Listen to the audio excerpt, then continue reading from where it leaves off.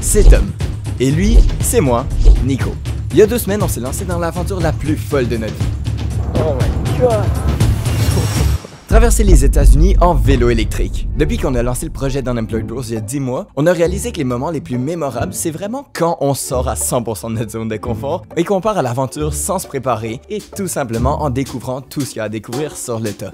Donc, on a pris ce concept et on a décidé de l'élever à un niveau supérieur, en prenant un aller simple pour Seattle, situé au nord des États-Unis. À partir de là, des vélos de Coastal Cruiser, une compagnie de San Diego, nous attendaient. Et on devait leur rendre tout en bas de la côte ouest. Donc, en tant que tel, on n'avait pas vraiment le choix de réussir. Durant cette aventure de presque 3000 km, on a vu certaines des plus belles vues de nos vies. On a dû surmonter des coups de chaleur et des risques d'hypothermie. On a affronté des pluies torrentielles et des soleils torrides. On a traversé des déserts, des montagnes, des forêts et des côtes. Bienvenue dans l'épisode 15 de la liste.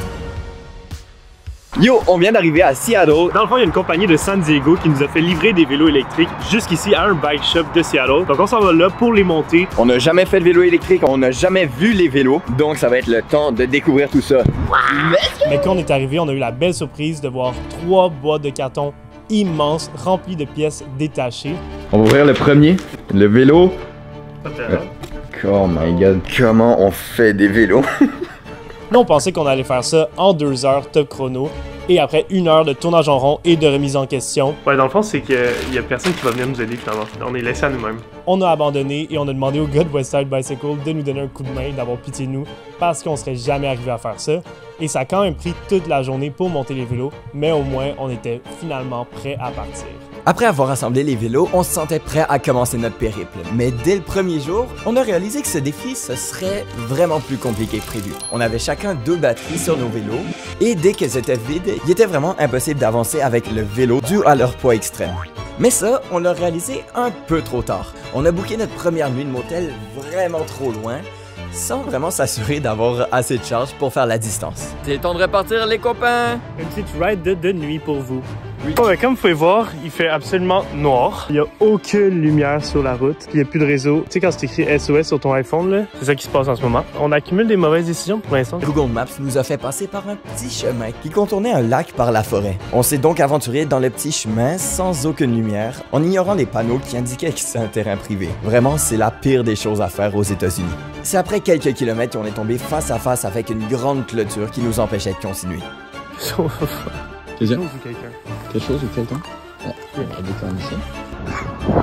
On s'en fout parce que Tom est allé chercher du réseau et revient en disant il y a quelque chose ou quelqu'un. Oh my god! Donc on a fait demi-tour et puis on s'est rendu sur l'autoroute pour finalement réussir à se rendre au motel vers minuit et finaliser notre première journée de route. On vient d'arriver au motel. Honnêtement, cette journée-là, c'était vraiment genre un reality check. Le deuxième jour semblait vraiment bien commencer. On roulait paisiblement en regardant les paysages jusqu'à temps que, vers la fin de la journée, à 25 km de notre destination finale, mon pneu en arrière se dégonfle. On avait notre première crevaison. Et évidemment, comme 2 gars vraiment bien préparés et organisés, on n'avait pas de pont tellement niaiseux. On pensait que tout allait bien aller aujourd'hui. Il est gigantesque. On est à plus de 15 km de la civilisation et on n'a pas de pompe. On est quand même con d'être parti pour 3000 km sans pompe. Parce que si on plie le pneu, là, c'est dead. Donc on était sur le bord de l'autoroute dans le milieu de nulle part. On avait un flat, on pouvait pas rouler là-dessus pour 25 km.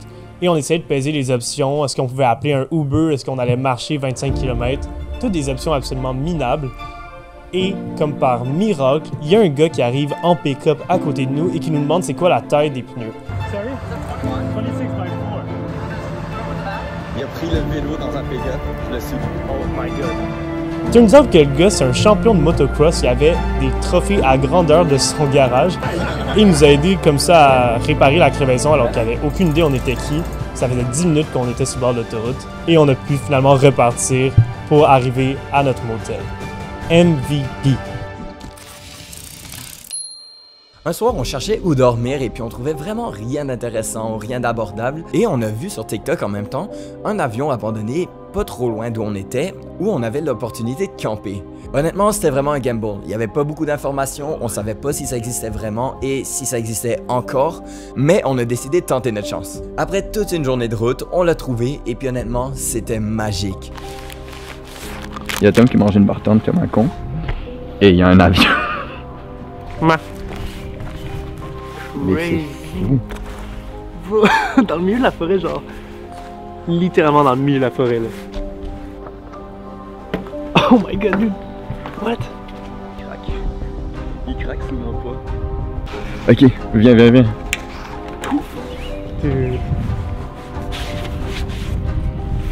Je vais explorer la suite de l'avion. Oh my god. Oh, j'ai même pas touché. Objectif maintenant, monter la tente. C'est un nouveau défi, hein? Vous nous avez vus pendant la survie en forêt, maintenant vous nous voyez en survie en forêt. On est trop confortable sur l'avion. Il est genre couché avec sa bière, ses très longues pattes. Mes longues pattes. Oh, dodo!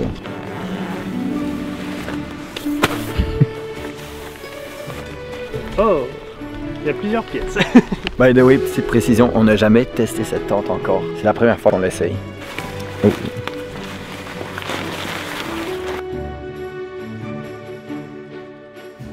Si j'ai tué un animal. Fait que là, il reste juste à mettre les matelas à l'intérieur de la tente, puis on est good to go. Alright, fait qu'on vient de setter notre tente de Nature Hike, qui était vraiment facile à monter d'ailleurs, alors qu'on est des absolus merdes. Maintenant, on va continuer d'explorer l'avion, parce qu'il reste des choses à explorer.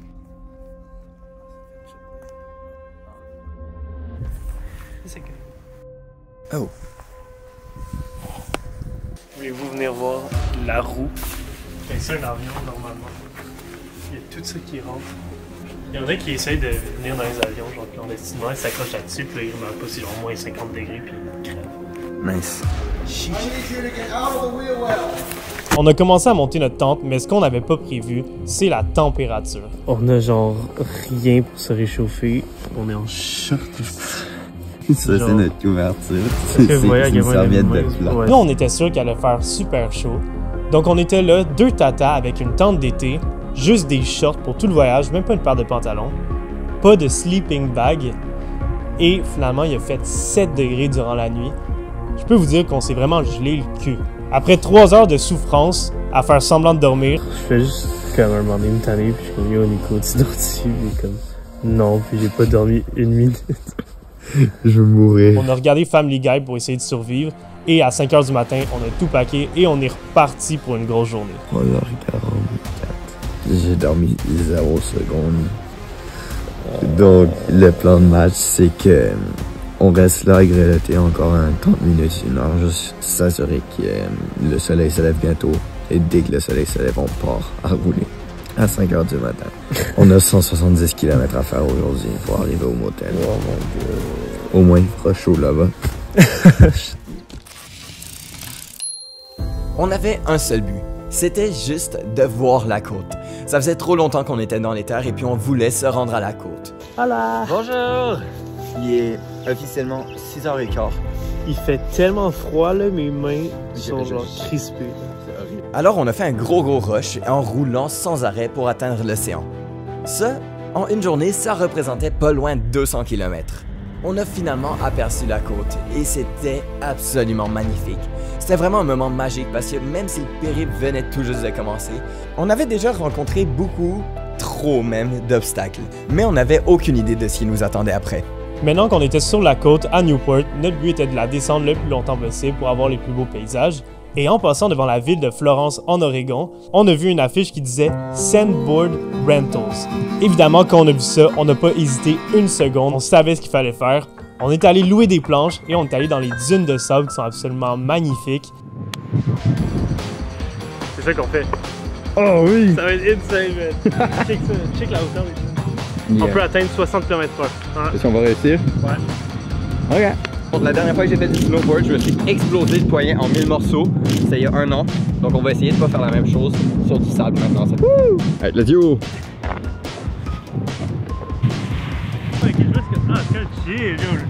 Let's go!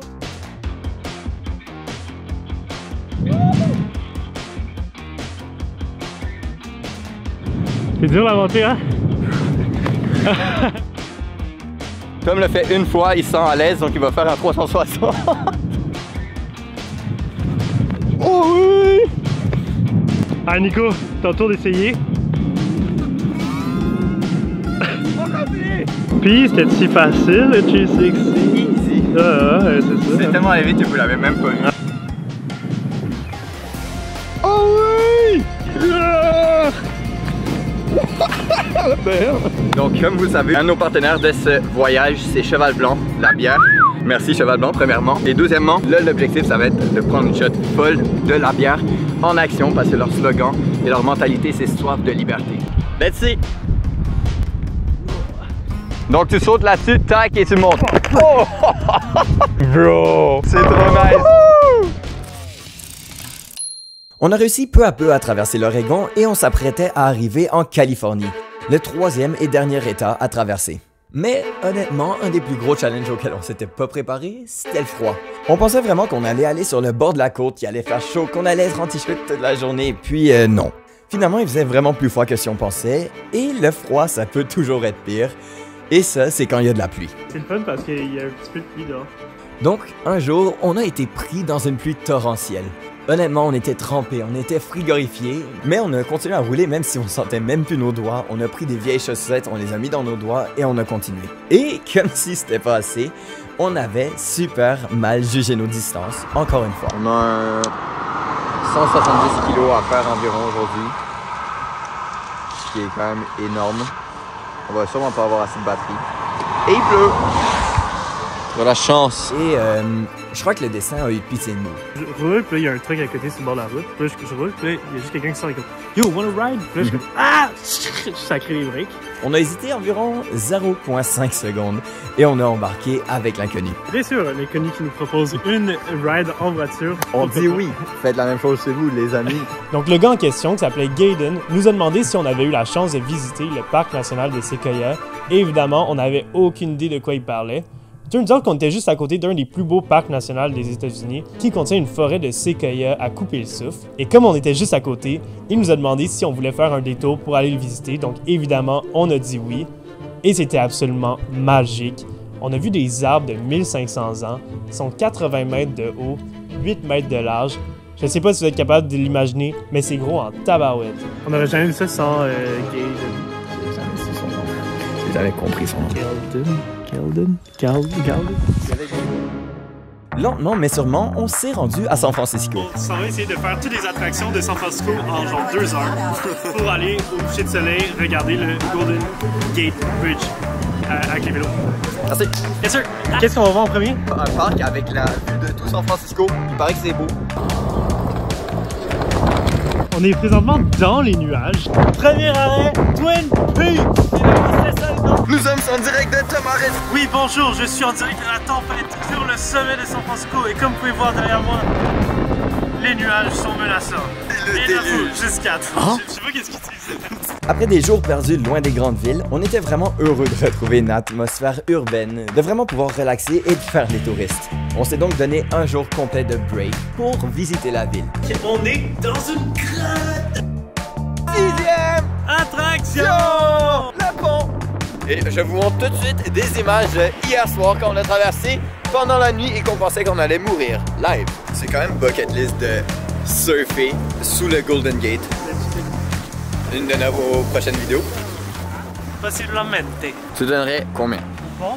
J'ai roulé dessus hier, c'est impressionnant. C'est vrai qu'il était plus haut. C'est pas qu'il est haut, c'est qu'il est beau. Avec les montagnes derrière. C'est vrai qu'il est beau, parce qu'il est rouge. Je dois vite descendre la rue Lombard en vélo. Pretty cool. Wow.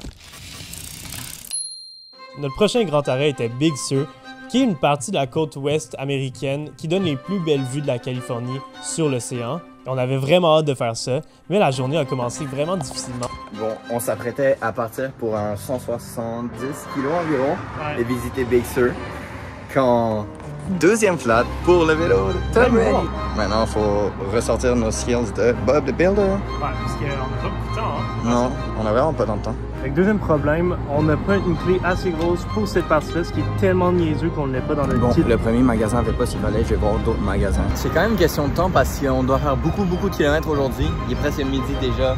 Oh my god. J'ai juste amené mon vélo dans Home Depot et j'ai trouvé la clé. On y est! Et deuxième bad luck, c'est un dur début de journée aujourd'hui.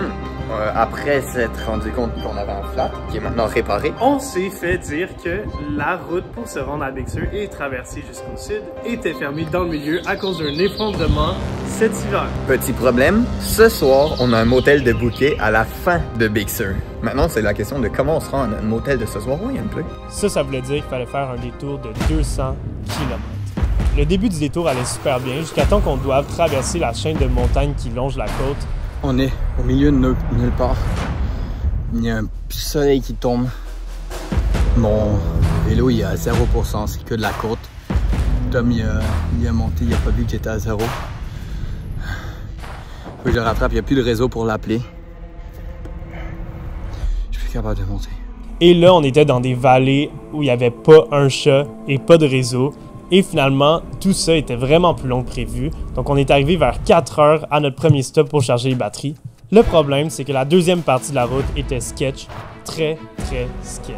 Premièrement, il fallait faire 100 km pour retraverser toute la chaîne de montagnes dans des petits chemins tout sinueux, et même que Google Maps avait l'air de nous dire qu'il nous faisait passer par des chemins privés ou qui pouvaient être fermés. On avait donc des batteries qui étaient seulement chargées à 60%, et finalement, il commençait à faire noir.